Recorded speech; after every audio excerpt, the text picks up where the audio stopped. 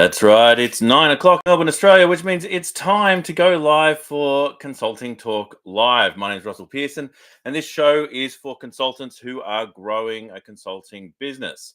And what we do is we answer questions from people just like you. Now, if you've got a question that you'd like to submit to us, you can go to consultingquestions.com and you can type that in, and then it ideally will appear on the show. Now, this is cold brew coffee.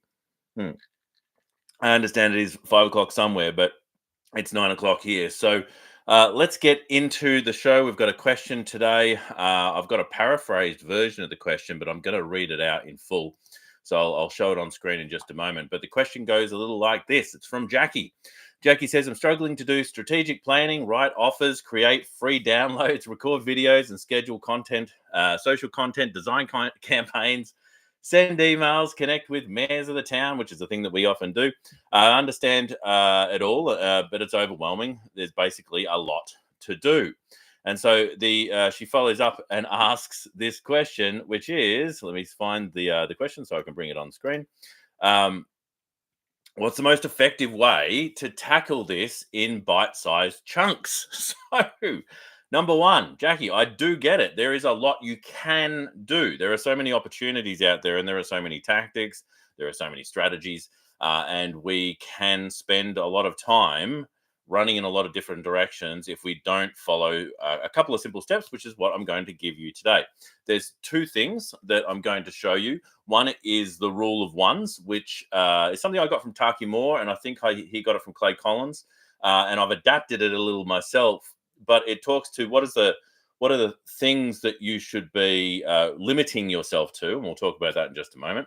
But it creates focus, and then I'll also talk about the 5 focuses, which are something I've created, where if you do these things, you will successfully grow your business. You will successfully create momentum, especially if you are feeling a little stuck. You're feeling like you don't have the momentum you need. So I'm going to bring the board over, and we're going to do a little bit of work on it. Now, here's a board. Bang. Okay, if you haven't watched these things before, I use a board a lot. So we have a series of ones. This is the rule of ones.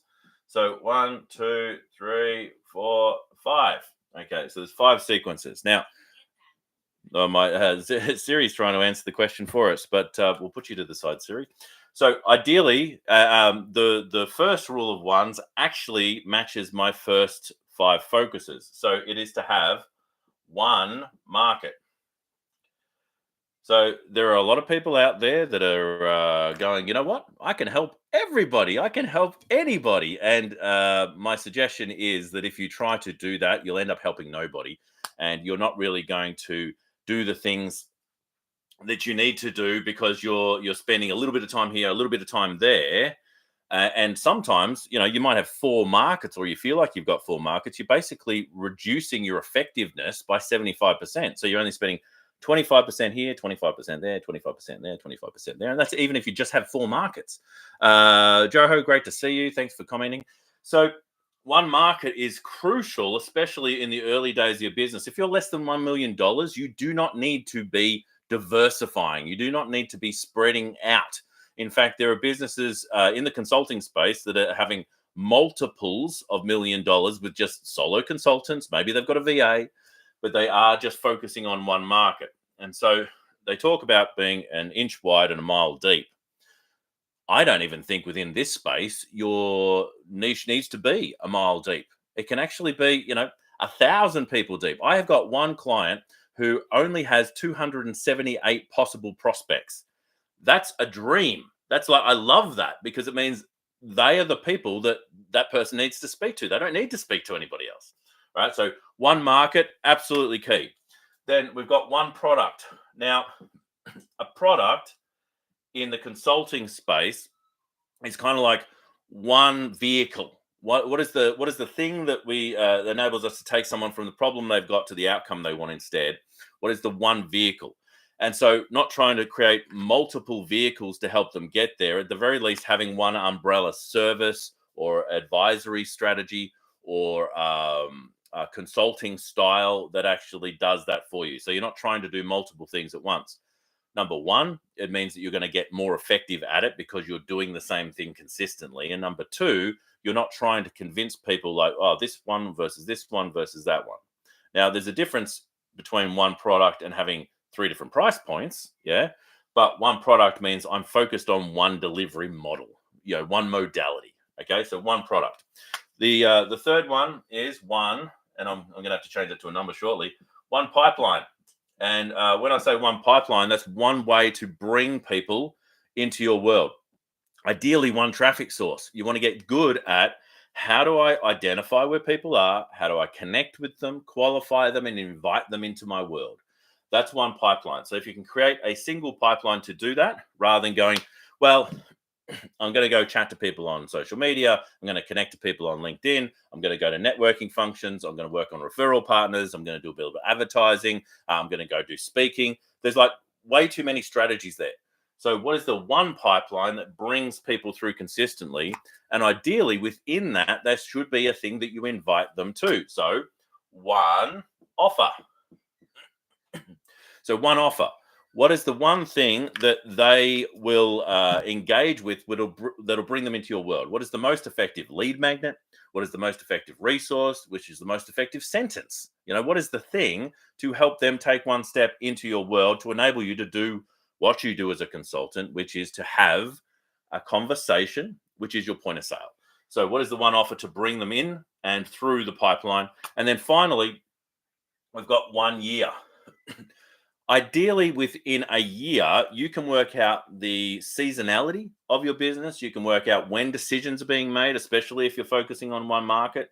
You can identify what works at different times in the year, and you can really design the perfect year of offerings and then therefore the perfect year of focus. Where specifically are you going to focus to make these things happen? So this is the rule of ones. Again, Taki Moore, Clay Collins. I've adapted it, but it is still very, very true. If you focus in on these things, that's going to reduce your time. Now, Jackie, I know you're watching this video. And so you can go, oh, well, that's good, but I've still got to do all this stuff. All right. So let me look at the 5 focuses, which is going to reduce the stuff that you're going to do. So there are only, if you work through this process, there's only one thing that you need to be doing right now. And so I'll show you how you get there. Now, I said one market before, but I want to go even further on that. I want to say one niche. And if you're in the US, it's one niche. So what is the one focused market? What's the one specific market that you want to work with? If you're working with multiple markets and you're wondering why you're busy, that's why, because you do not have a niche. Some people say, well, I've got a niche because of the service I deliver. I deliver this service, therefore that's my niche. No, that's your vehicle. That's your service. That's your product or your offer. Niche, who are they? Who is that specific person? Yeah. And then identifying that you've got a niche is very much a case of, well, they're in this location. So I always use this as an example. Accountants, yeah, that's a niche. I can go even further than that and say accountants who have a specific problem, but one specific problem, accountants who need better talent for their business or can't find talent for their business. Yeah. And so that's a specific niche. So the more specificity you can add, the less busy you are going to be. So niche is one of those things. The second one is mission. Like, what do you want to actually do with this niche? Is there a specific steps that you will actually look to achieve? For instance, when I spoke about the accountants, we were talking about recruitment. How do we get good talent for those people? Well, your mission might be to actually ensure that every accountant has the specific type of talent to enable them to grow this much, right? Whatever it might be. But you've got a specific mission. We want to focus in on what are you trying to achieve? So, for instance, with me, I'm trying to grow the consulting guild, which is 100 experts who are in the consulting space who come together to work together to improve their consulting practices. And so that is my mission. That is what I'm focused on doing. I'm getting this collection of really good people together so that not only can they get peer group learning, but they can grow together. Yep. So that's my mission in that. Consultants growing a business is my niche. I'm not after consultants who are in retirement. I'm not after consultants where the fire has burned out. I'm after consultants who are wanting to grow, right? So we got one mission, then we got one model. What is the business model? Not enough people think about it. They go, well, I don't, oh, well, I would do a little bit of this and a little bit of that and a little bit of this, where you've got a confused business model, right? What is the specific way that you go about engaging a client, delivering the business, financing, invoicing? There are different models for different types of businesses, and most of those are the things that enable you to have a lifestyle that you want, right? So brokerage, that's one type of model. Commissions, very similar to the brokerage model. Am I going to deliver a service? Am I going to productize what I'm delivering? Am I going to be doing the work? Am I going to have teams that are going to deliver the work? How am I going to engage my market? Am I going to have salespeople to do that? Am I going to be doing that? Am I going to be doing it through digital? Right? There's so many different models, but we should know our model so we know that we're focusing on the right things. Because if we're just grabbing stuff and don't have the model to fit it into, then it's no wonder you're feeling like everything's all over the place, because we don't have one consistent way of doing business. Right? So it's the consistent way of doing business is the model.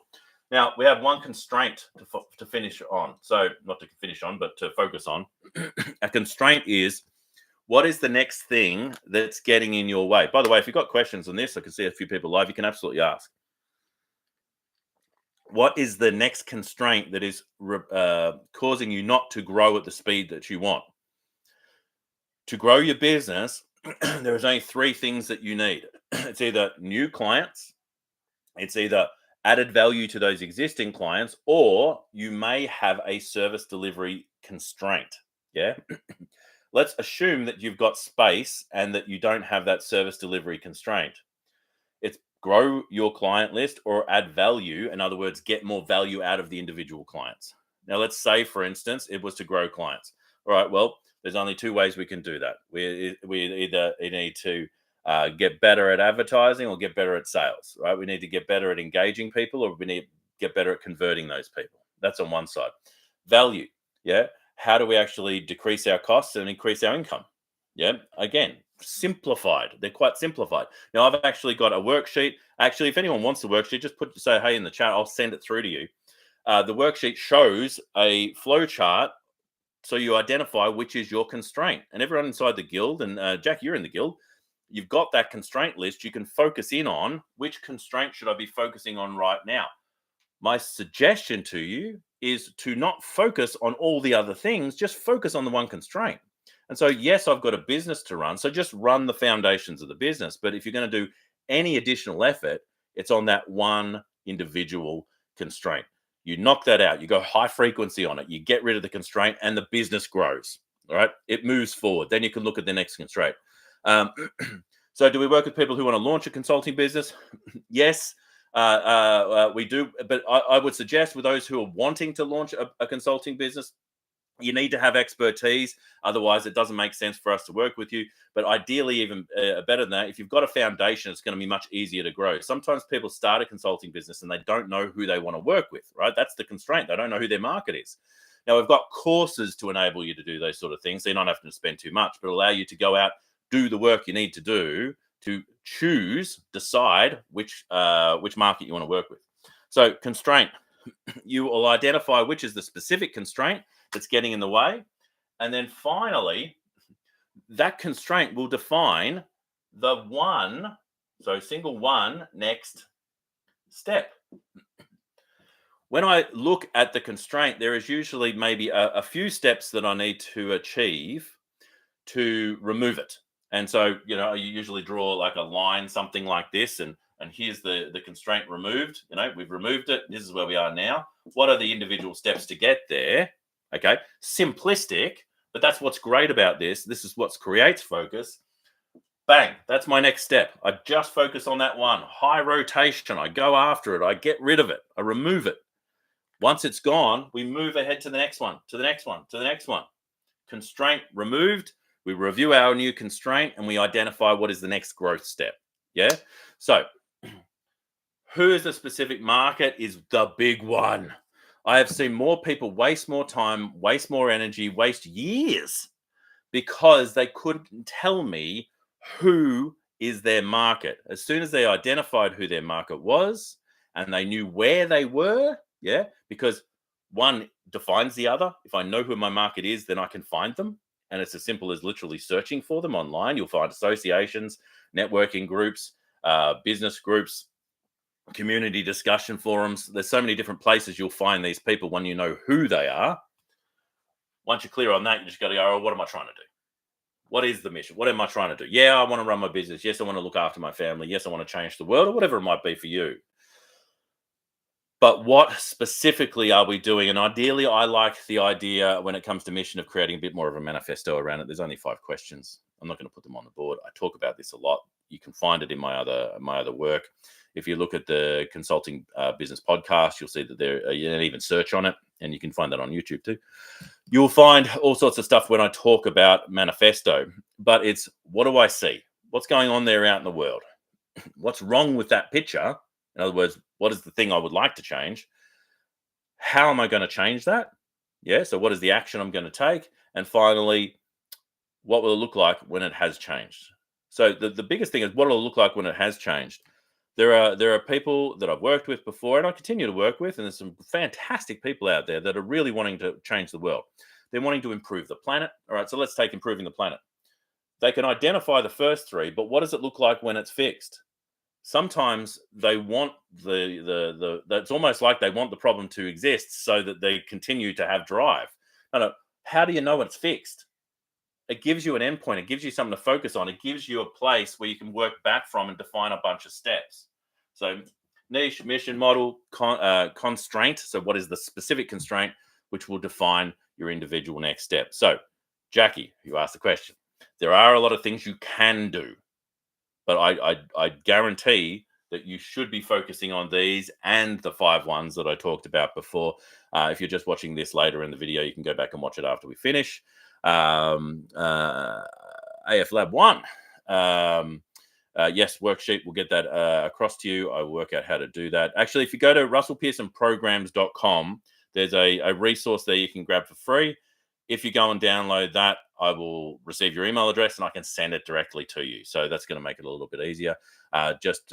When you receive an email from me, I'll send it to you because you've actually put it into the chat. But if anybody else is doing it later, just let me know that you'd also like that constraint sheet. More than happy to send it through. My name is Russell Pearson. I help consultants grow businesses. We do that inside the Forge Business Program, which is really about accelerating the results.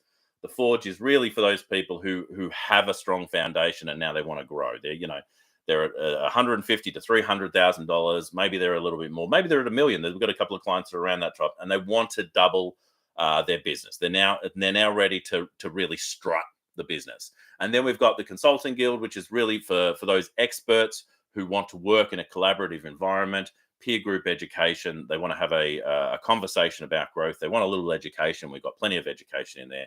And we help those people do that. And that's a little bit more of a self-motivated piece because, you can see, I think you see that I'm passionate about this topic. And so within Forge, I help drive people.